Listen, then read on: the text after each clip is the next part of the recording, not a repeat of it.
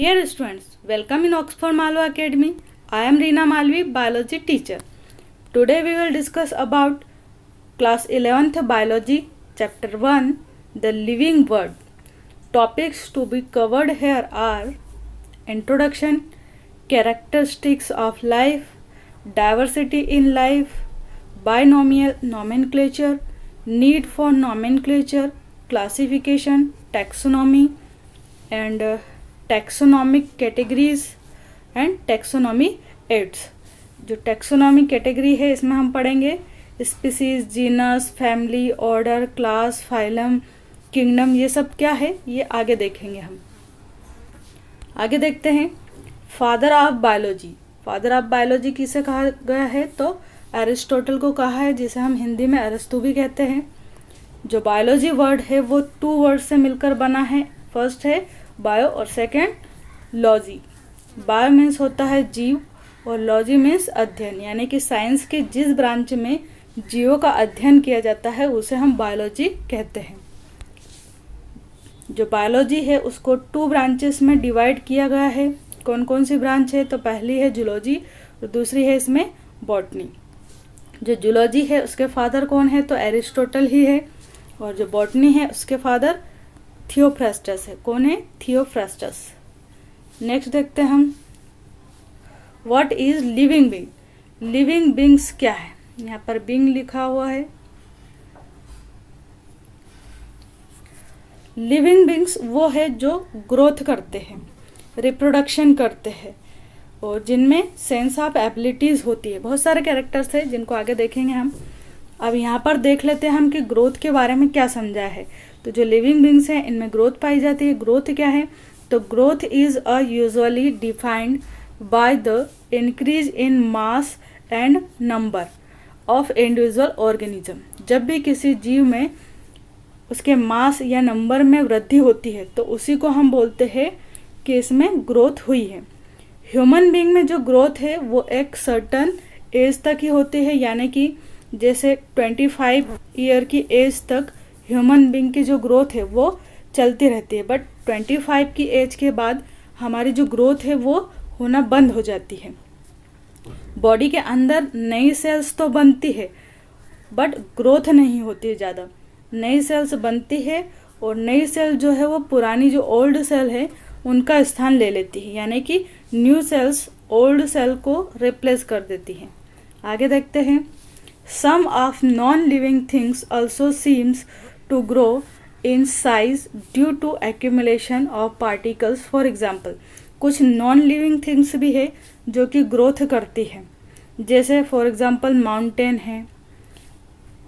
जो माउंटेन है वो भी ग्रोथ करता है, पर हम माउंटेन को ये नहीं बोल सकते कि ये लिविंग बीइंग है। क्यों नहीं बोल सकते? क्योंकि ये जो माउंटेन है वो रेस्पिरेशन की जो प्रोसेस है वो नहीं करते हैं। ठीक है। अब यहाँ पर जो ग्रोथ होती है माउंटेन वगैरह की वो सेल डिवीज़न के कारण नहीं होती। किसके कारण होती है? जो पार्टिकल्स हैं उनके एक्यूमुलेशन के कारण होती है। इसलिए माउंटेन क्या है? नॉन लिविंग थिंग में आता है।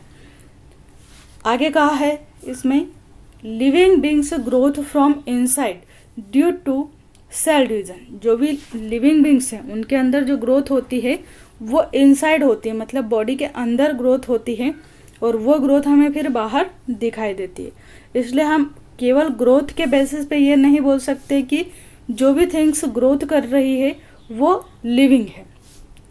आगे देखते हैं characteristics of living organism. Characteristics बताए यहाँ पर लिविंग ऑर्गेनिज्म में कौन कौन से कैरेक्टर्स होने चाहिए।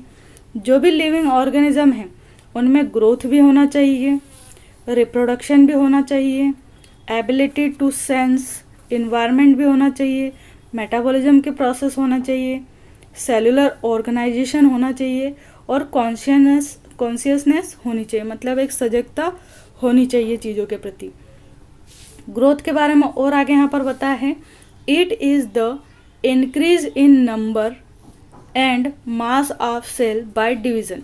जो ग्रोथ है वो क्यों होती है? क्योंकि यहाँ पर सेल का जो नंबर है वो डिवाइड होता है, यानी कि जो सेल है वो डिवाइड होती है और एक सेल से 2 सेल, 2 से 4, इस टाइप से सेल्स का नंबर बढ़ता है और सेल का मास भी बढ़ता है, इसलिए ग्रोथ होती रहती है। आगे कहा इसमें इन प्लांट्स, जो प्लांट्स होते हैं उनमें ग्रोथ ऑकर्स कंटिन्यूसली, प्लांट्स में जो ग्रोथ है वो कंटिन्यूसली मिलती है हमें, यानी पूरी लाइफ टाइम तक प्लांट्स के अंदर ग्रोथ होती रहती है।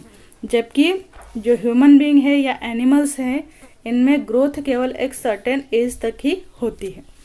आगे देखते हैं non living things growth by accumulation of material increase in mass on the surface. जो भी नॉन लिविंग थिंग्स हैं उनमें जो ग्रोथ होती है वो किसके कारण होती है, पार्टिकल्स के एक्यूमुलेशन के कारण। जैसे पहले ये भी पढ़ा था हमने, माउंटेन में ग्रोथ होती है, या सैंड माउंट्स यानी कि जो रेत के टीले हैं उनकी भी ग्रोथ होती है, हमें दिखाई देती है। तो ये जो ग्रोथ है वो पार्टिकल्स के एक्यूमुलेशन के कारण है, सेल के डिवीजन के कारण नहीं है। तो ये चीज़ें क्या है, नॉन लिविंग है। आगे कहा है so growth can not be taken as a defining properties of living organism. इसलिए हम ये नहीं बोल सकते कि केवल ग्रोथ के आधार पर ही हम लिविंग या नॉन लिविंग थिंग्स को डिवाइड कर देंगे। जो भी डेड ऑर्गेनिजम्स हैं उनमें किसी भी प्रकार की ग्रोथ नहीं होती है।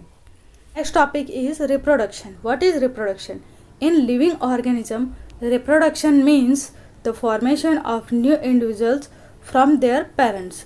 जो पेरेंट्स है उनसे नए इंडिविजुअल जीव की उत्पत्ति जब होती है तो उसे ही हम क्या कहते हैं, रिप्रोडक्शन कहते हैं। अलग अलग टाइप के जो ऑर्गेनिजम्स हैं उनमें रिप्रोडक्शन अलग अलग टाइप से पाया जाता है।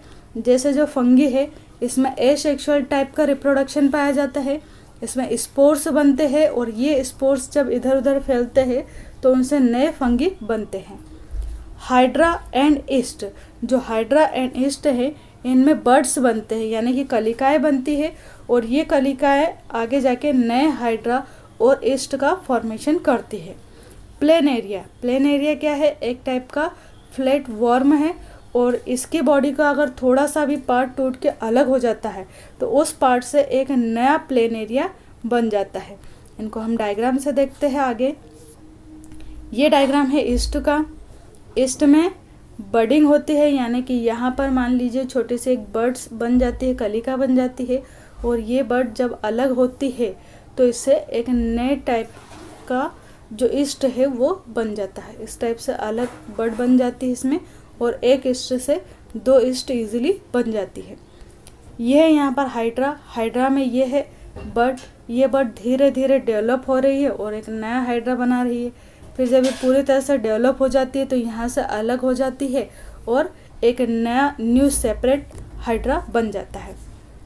तो स्टूडेंट्स, आई होप आपको वीडियो अच्छा लगा होगा और सब कुछ समझ में आया होगा। फिर भी अगर आपको कुछ भी समझ में नहीं आया हो या कुछ भी क्वेरीज हो तो आप पूछ सकते हैं। Thank you so much.